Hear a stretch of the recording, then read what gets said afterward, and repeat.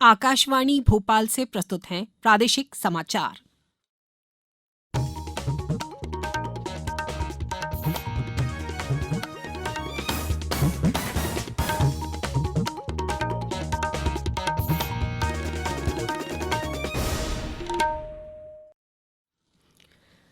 नमस्कार, समाचारों के साथ मैं राना शाहिद।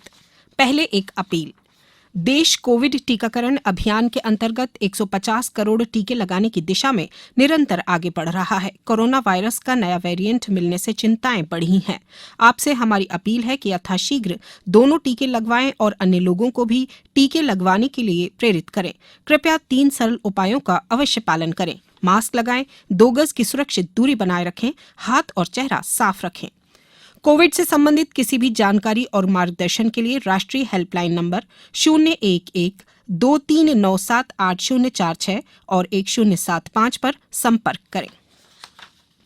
अब समाचार विस्तार से।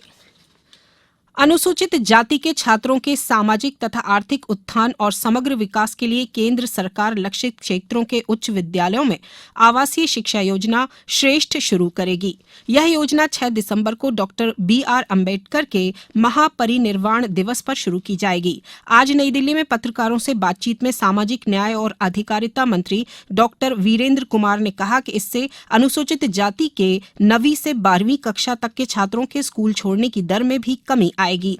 उन्होंने कहा कि मंत्रालय अगले 5 वर्षों में अनुसूचित जाति के लगभग 25,000 मेधावी छात्रों को 300 करोड़ रुपए की सहायता प्रदान करेगा ताकि उन्हें गुणवत्तापूर्ण आवासीय शिक्षा प्रदान की जा सके। देश ने कोविड रोधी टीकाकरण अभियान के तहत 125 करोड़ का आंकड़ा पार कर लिया है। स्वास्थ्य मंत्री मनसुख मांडविया ने कहा कि यह प्रत्येक देशवासी के लिए गर्व का क्षण है। उन्होंने कहा कि देश में जैसे जैसे हर घर दस्तक अभियान तेज हो रहा है, वैसे ही देश कोविड के खिलाफ लड़ाई में एक नए जोश और नई ऊर्जा के साथ आगे बढ़ रहा है। इसी दौरान 9,765 नए मामलों की पुष्टि हुई, जबकि 8,548 रोगी स्वस्थ हुए हैं। राज्यपाल मंगू भाई पटेल अपने 2 दिवसीय छिंदवाड़ा दौरे के प्रथम दिन आदिवासी विकासखंड तामिया के पातालकोट क्षेत्र के ग्राम रातेड़ पहुंचे। उन्होंने यहां आदर्श आंगनवाड़ी केंद्र का निरीक्षण किया और बच्चों से संवाद किया। राज्यपाल ने बच्चों को फलों की टोकरी और अध्ययन सामग्री भेंट की। प्रदेश में टीकाकरण महाअभियान में कल 15,79,432 व्यक्तियों को वैक्सीन लगाई गई। अब तक प्रदेश में 8,80,61,000 से अधिक कोविड वैक्सीन के डोज लगाए गए हैं। इनमें 5,12,16,000 को पहला डोज और 3,68,45,000 लोगों को दूसरा डोज लगा है।